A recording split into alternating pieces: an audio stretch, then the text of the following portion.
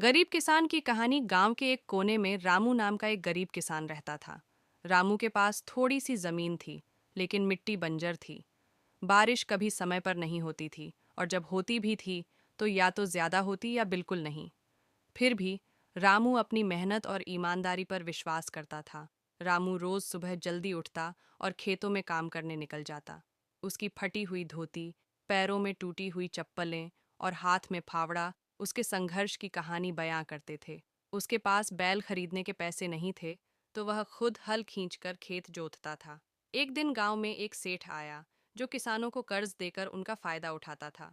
उसने रामू से कहा, तुम्हारे खेतों में कुछ भी नहीं उगता, मेरी बात मानो, मैं तुम्हें कर्ज दूंगा।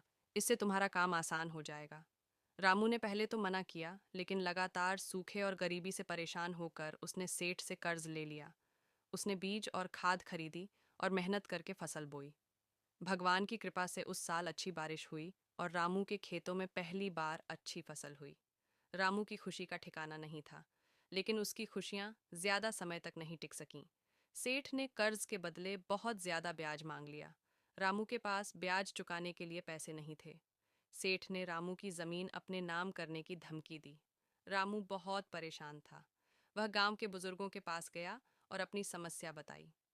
गांव के लोग एकजुट हो गए और सेठ को समझाया कि उसका ब्याज गलत और अन्यायपूर्ण है। गांव के पंचायत ने फैसला सुनाया कि रामू को कर्ज का मूलधन चुकाना होगा, लेकिन अन्यायपूर्ण ब्याज माफ किया जाएगा। इस घटना के बाद रामू ने सीखा कि मेहनत से ही सफलता मिलती है, लेकिन किसी पर आंख मूंद कर भरोसा करना गलत है। उसने अपनी मेहनत और गांव वालों की मदद से फिर से अपने खेतों को आबाद किया। इस तरह रामू की ईमानदारी और मेहनत ने उसे गरीबी से बाहर निकाला। आज भी वह गांव में एक उदाहरण